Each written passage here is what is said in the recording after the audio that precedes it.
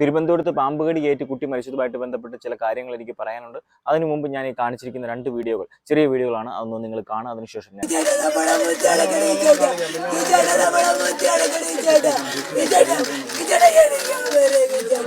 എനിക്ക് അതിനുശേഷം ഛർദ്ദിക്കാൻ വന്നു. അപ്പോൾ പെട്ടെന്ന് അപ്പോൾ ഏകദേശം എത്ര മണിക്കായിരുന്നു ഇത് സംഭവിച്ചത്? 2-2:45 കുഞ്ഞ് ഉണർന്നത്. അപ്പൊ തന്നെ ചിറയൻകീഴിലേക്ക് പോയോ? അപ്പോൾ ഈ സംഭവങ്ങൾ അറിയാമെന്നുള്ളതുകൊണ്ട് കടിച്ചെന്ന് വന്നിട്ട് ഞാൻ അപ്പോൾ എടുത്തുകൊണ്ട് പോയി. നോക്കാൻ നിന്നില്ലായിരുന്നു. അപ്പോൾ ഇവിടെ വന്നതിന് ശേഷമാണ് അവരോട് മോർക്കം പാമ്പിനെ പിടിച്ചുണ്ടാകുന്നു പറഞ്ഞു. ഇപ്പൊ ഈ കാലിൽ പാടുമെല്ലാം കൊണ്ടിരുന്നോ? കാലിൽ 2 ചെറിയൊരു കുത്തേ ഉള്ളായിരുന്നു. ഒരു പിന്നിട്ട് കുത്തുകളൊക്കെ ഒരു ചെറിയൊരു മുറിവായിരുന്നു. അപ്പോൾ അതുകൊണ്ടാണ് ഞാനും വൈകാരെ വല്ലതും എന്നാണ് പ്രതീക്ഷിച്ചിരുന്നത്. മെഡിക്കൽ കോളേജിൽ എത്തുന്നതിന് മുമ്പ് തന്നെ ചിറയങ്ങിന്ന് വരുന്ന അവിടെ നിന്ന് 2-3 കിലോമീറ്റർ കഴിഞ്ഞാൽ തന്നെ വാനൊക്കെ ഇല്ലാണ്ടായിരുന്നു.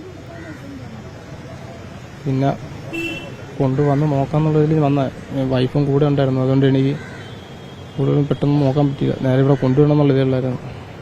ഇതിൽ ആദ്യത്തെ വീഡിയോ നിങ്ങൾ കണ്ടത് സ്വന്തം കുഞ്ഞു മരിച്ച ഒരു അമ്മയുടെ വിഷമമാണ്. രണ്ടാമത്തെ വീഡിയോയിൽ ആ കുട്ടിയുടെ മരണവുമായിട്ട് ബന്ധപ്പെട്ട് പിതാവ് പറയുന്ന കുറച്ച് കാര്യങ്ങളാണ്.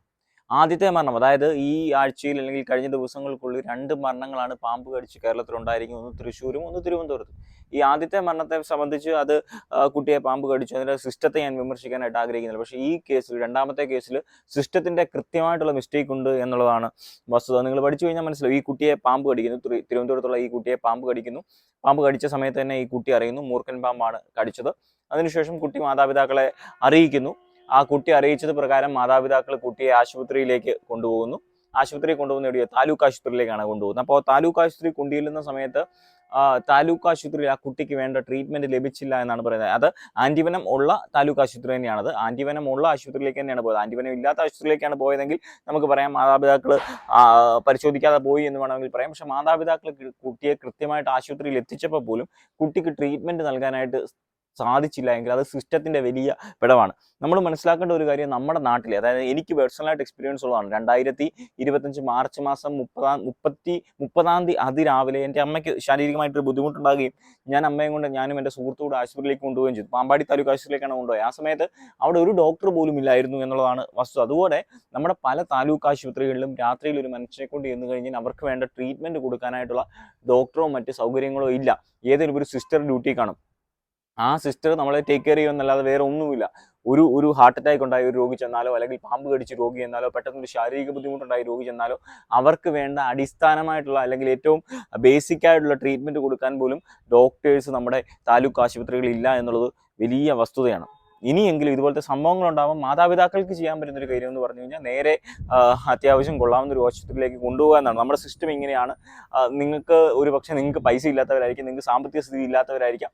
എന്നാൽ പോലും ഏതെങ്കിലും പ്രൈവറ്റ് ആശുപത്രിയിലേക്ക് കൊണ്ടുപോകുക എന്നുള്ളതേ ഉള്ളൂ. നമ്മുടെ മെഡിക്കൽ സിസ്റ്റം നമ്മളെപ്പോഴും number 1, Kerala health care number 1 ആണെന്നൊക്കെ പറയുമ്പോൾ പോലും ഉണ്ടല്ലോ, ഇതുപോലത്തെ കാര്യങ്ങൾ നമ്മൾ ഇമ്പ്രൂവ് ആയിട്ടില്ല. നല്ല കാര്യങ്ങൾ കണ്ടാൽ നമ്മൾ നല്ലതാണെന്നും പറയും. പിന്നെ ഒരു കാര്യം കൂടെ എനിക്കറിയാവുന്നതുകൊണ്ട് ഞാനൊരു കാര്യം കൂടെ പറഞ്ഞു തരാം. സർപ്പ എന്ന് പറയുന്ന ഒരു ആപ്ലിക്കേഷൻ ഉണ്ട്. ഈ സർപ്പ എന്ന് പറയുന്നത് കേരള വനംവകുപ്പിൻ്റെ ആപ്ലിക്കേഷൻ തന്നെയാണ്. ഈ ആപ്ലിക്കേഷൻ കഴിവതും എല്ലാവരും ഫോണിൽ ഇൻസ്റ്റാൾ ചെയ്ത് വെക്കുക. അങ്ങനെ ആ ആപ്ലിക്കേഷൻ ഇൻസ്റ്റാൾ ചെയ്ത് വെച്ച് കഴിഞ്ഞാൽ നമ്മുടെ ഒരു പാമ്പ് കടിക്കുന്ന സാഹചര്യം ഉണ്ടെങ്കിൽ അത് ഏത് പാമ്പാണെന്ന് വെരിഫൈ ചെയ്യാനും എവിടെയൊക്കെ ആന്റിവനമുള്ള ഹോസ്പിറ്റൽസ് ഉണ്ടെന്ന് അറിയാനും സാധിക്കും. ഒക്കെ നമുക്ക് ഈ ആപ്ലിക്കേഷനോട് നമുക്ക് പരിശോധിക്കാനായിട്ട് സാധിക്കും. നമുക്ക് എത്രയും വേഗം ട്രീറ്റ്മെൻറ്റ് കുട്ടിക്ക് കൊടുക്കാനായിട്ട് സാധിക്കും. പിന്നെ പാമ്പുകൾ ഇറങ്ങുന്ന സമയമാണ്, വേനൽക്കാലമാണ്.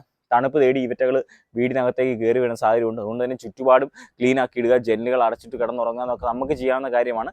ഇതൊക്കെ ചെയ്താലും ചിലപ്പോൾ പാമ്പ് കയറി വരും. ആ പാമ്പ് കയറി വരുന്ന സമയത്ത് നമ്മുടെ ഗവൺമെൻറ് ആശുപത്രികളുടെ സിസ്റ്റം ഇതാണ്. ഇനി നമ്മൾ ഈ സമയത്താണ് സത്യം പറഞ്ഞാൽ ഇത് പറയേണ്ടത്. ഇലക്ഷനൊക്കെ കഴിഞ്ഞിട്ടാണെങ്കിൽ പോലും നമ്മൾ ഈ സമയത്ത് ഇലക്ഷൻ കഴിഞ്ഞ് റിസൾട്ടിന് വേണ്ടി കാത്തിരിക്കുമ്പോൾ ഒരു പുതിയ ഗവൺമെൻറ് ഒരാഴ്ചയ്ക്ക് ശേഷം അല്ലെങ്കിൽ 10 ദിവസത്തിന് ശേഷം വരാനിരിക്കുമ്പോൾ ആ ഗവൺമെൻറ്റെങ്കിലും ഈ കാര്യങ്ങളൊക്കെ മനസ്സിൽ വെച്ചുകൊണ്ട് മുൻപോട്ട് പോകാനായിട്ട് ശ്രദ്ധിക്കുക. നമ്മുടെ ഹെൽത്ത് കെയർ ഇനിയും ഒരുപാട് ഇമ്പ്രൂവ് ആകാനുണ്ട്. ഇനിയും ഇതുപോലെ കുട്ടി മരിക്കുന്ന സാഹചര്യങ്ങൾ ഉണ്ടാകാതിരിക്കട്ടെ. ആ മാതാപിതാക്കൾക്ക് നഷ്ടപ്പെട്ടത് കുട്ടിയാണ്. ഇത് പറയേണ്ട സാഹചര്യമാണോ എന്ന് എനിക്കറിയില്ല. പക്ഷേ എനിക്ക് ഇതിനകത്ത് റോങ് ഫീൽ ചെയ്തുകൊണ്ട് ഞാൻ നിങ്ങളോട് ഷെയർ ചെയ്തതാണ്.